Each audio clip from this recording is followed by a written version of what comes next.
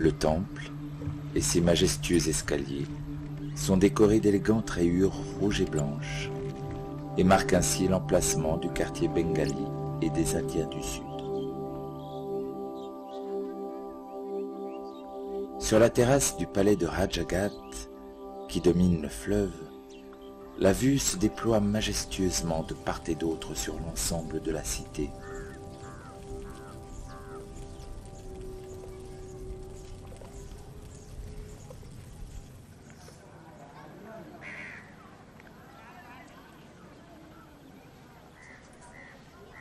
Ce quai est bâti au pied d'une vaste résidence érigée au début du XIXe siècle par Amrit Rao, prince Marathe. Celle-ci a été, dès ses origines, prévue pour héberger des brahmanes, des prêtres.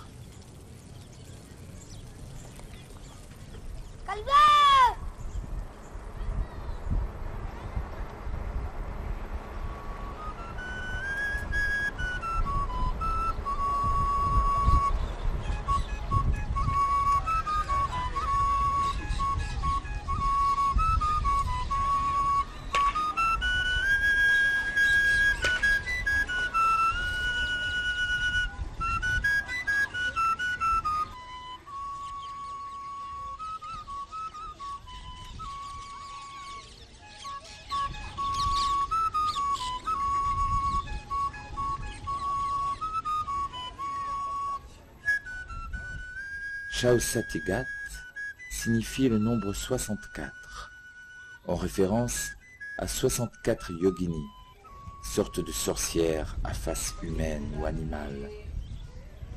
64 marches très raides mènent à leur sanctuaire, redouté par les Indiens du voisinage car elles incarnent des forces magiques ambiguës. Elles chevauchent des animaux tels que des oiseaux, des reptiles ou des poissons.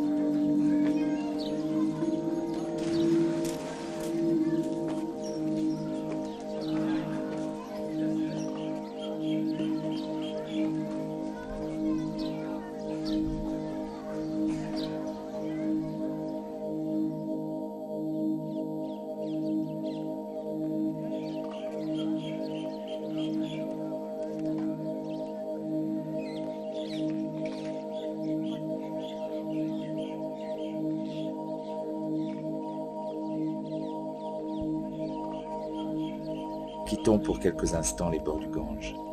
Rendons-nous dans un autre quartier de la ville, à Godolia, aux alentours du Temple d'Or, intensément visité par les pèlerins.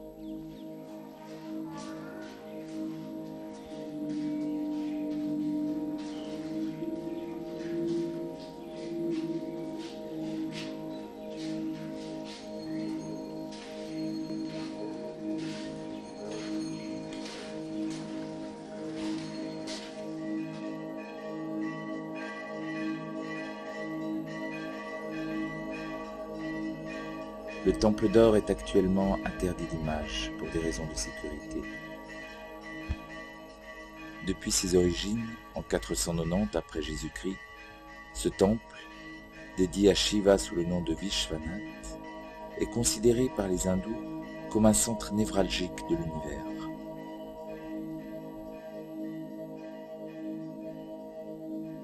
Dès le XIIe siècle, il a été constamment la cible des attaques musulmanes. L'actuel Temple d'Or date de 1776 et juxtapose une mosquée édifiée par Aurangzeb sur les ruines de l'ancien temple qu'il fit raser. fréquemment en Inde, ces anciennes agressions sont à l'origine de troubles et de violences entre les deux communautés religieuses.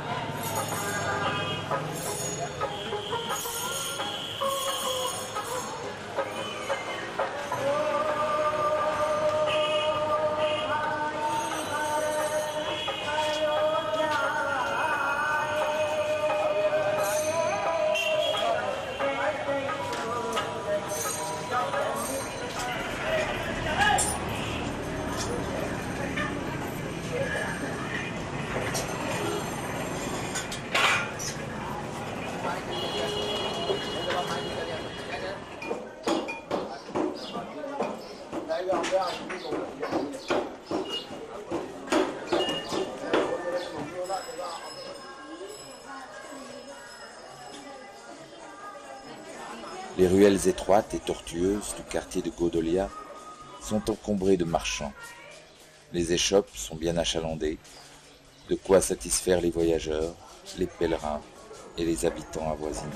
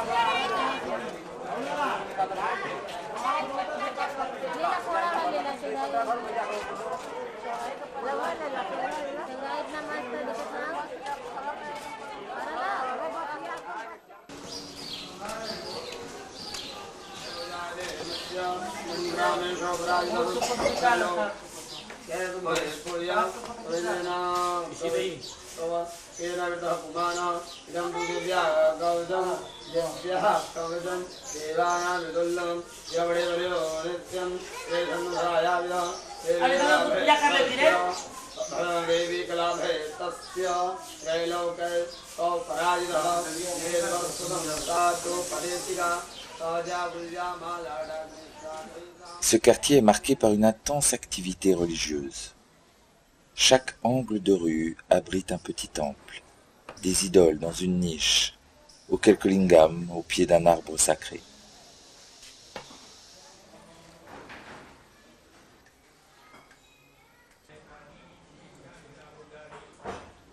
Ces sites se comptent probablement par dizaines de milliers dans toute la cité. Pourtant, aucun d'eux n'est jamais vraiment oublié ni abandonné. Des fleurs et des offrandes, des prières votives et des cérémonies, les honorent et les réactivent quotidiennement.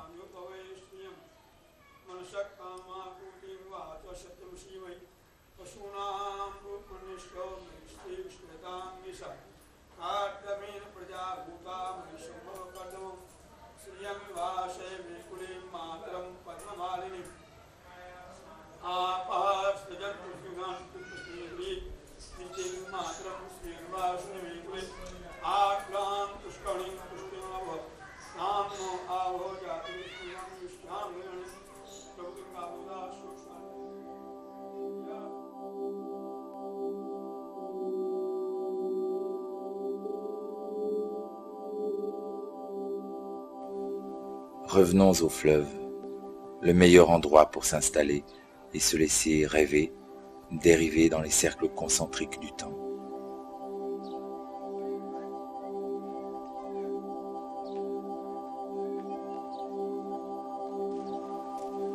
Oui, ici, le temps semble arrêté, ou peut-être superposé à des époques antérieures.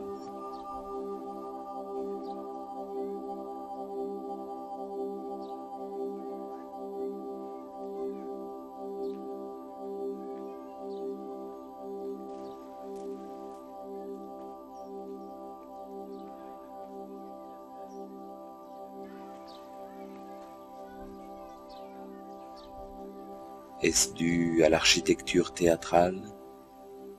Bénarès ne serait-elle qu'une illusion trompeuse?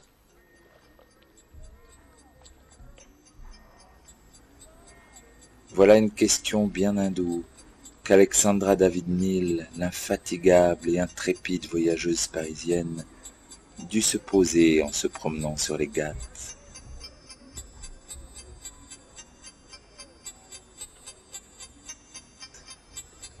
En effet, elle séjourna plusieurs fois à Bénarès, ville qu'elle affectionnait particulièrement. En 1913, elle s'installa dans les locaux de la Société théosophique, où elle séjourna pour une dizaine de mois.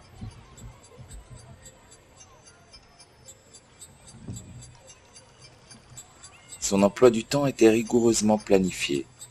Lever à l'aube, rituel au Gange, cours de sanskrit dans la matinée, cours de connaissances spirituelles avec un sage l'après-midi, et le soir, visite assidue des temples.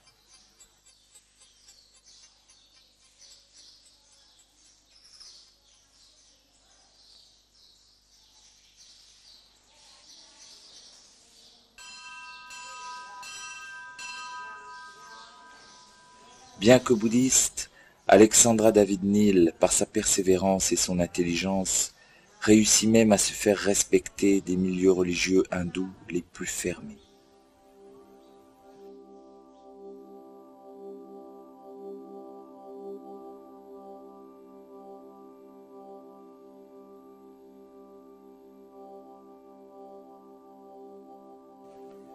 Après sa mort, à l'âge de 101 ans, selon ses vœux, ses cendres ont été dispersées sur le Gange pour un ultime voyage.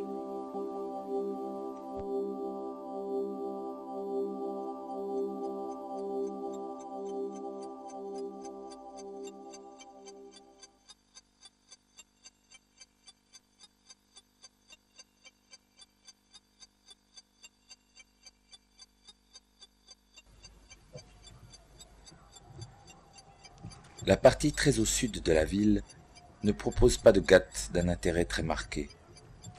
Citons toutefois le numéro 83, Rajaghat, qui autrefois était le centre commercial de Bénarès. Des fouilles archéologiques ont révélé des fondations du IXe siècle avant notre ère. Un peu plus loin, Gaïghat, dédié à la vache, symbole maternel et nourricier.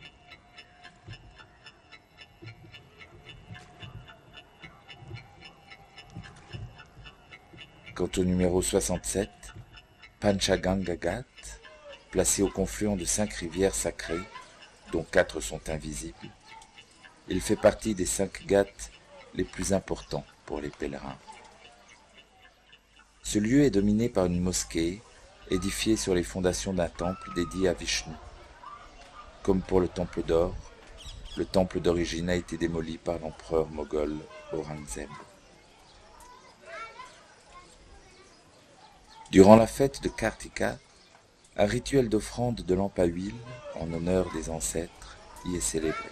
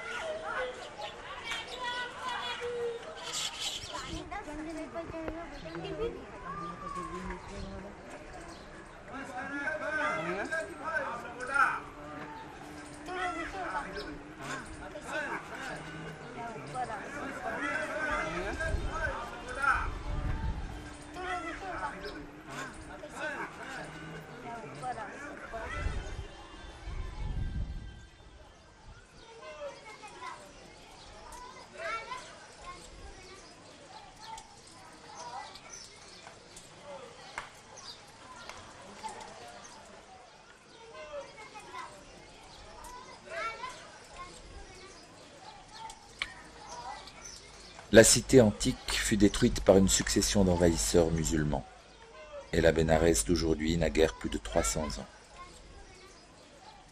Tel est le cas de fastueux palais comme ceux de Bonchalagat, Nayagat ou Ramagat.